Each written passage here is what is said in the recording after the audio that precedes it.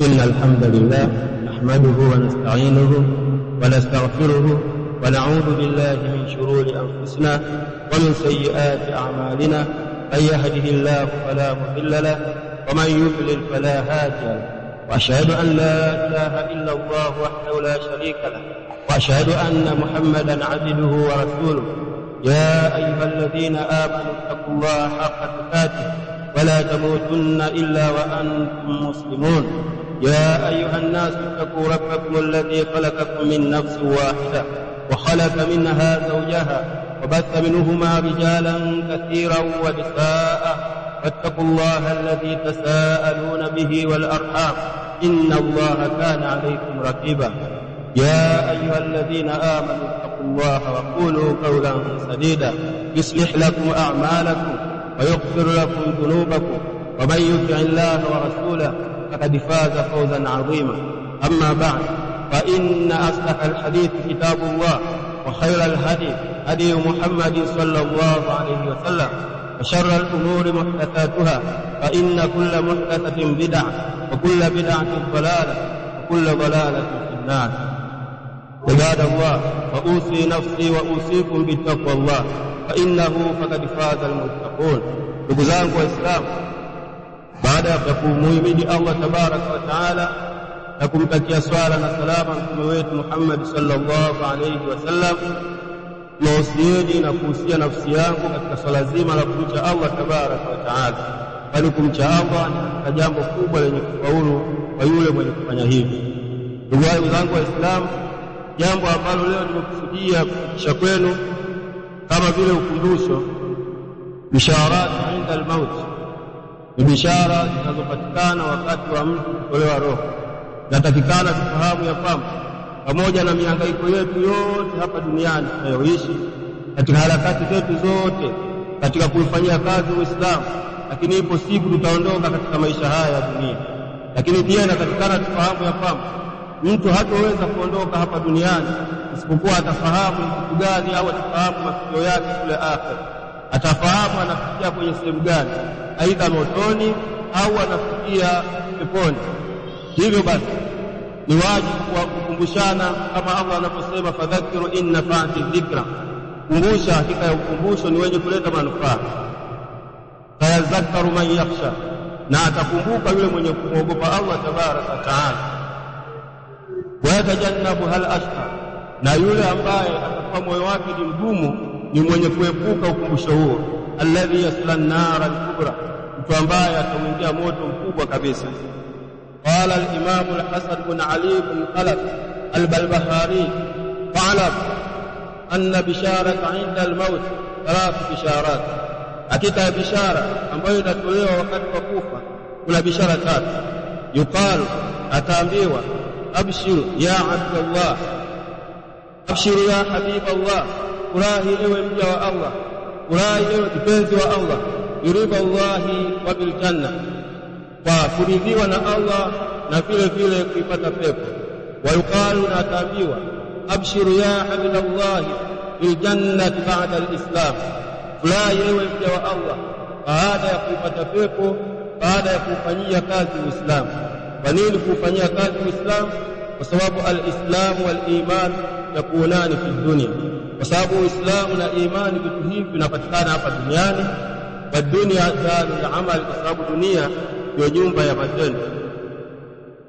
Wa yuqalu aidha, na ataambiwa vile vile, abshiru ya adu wallah bi ghadabi Allahi wan nar, ibashirie wewe mja wa Allah kwa kuingia motoni kwa ghadhabu za Allah tabaraka wa taala.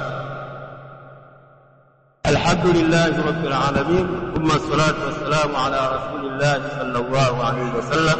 Ausi nafsi wa usikum bitaqwa Allah. Baada ya kumhimidi Allah na kumtakia sala na salama Mtume Muhammad sallallahu alaihi wasallam, ninawasieni kwa mara nyingine kuhusia nafsi yangu katika kumcha Allah tabaraka wa taala. Mtu anapofikia muda wa kukata roho, kufikwa na bishara, kupelekewa bishara, ikiwa ni muumini au awe kafiri, atapata bishara ule wakati wa kufa. Sababu hiyo basi, ikiwa ni muumini basi atabashiriwa pepo ya Allah tabaraka wa taala na rehema za Allah, na ikiwa ni kafir basi mtu huyo atabashiriwa moto na ghadhabu za Allah tabaraka wa taala.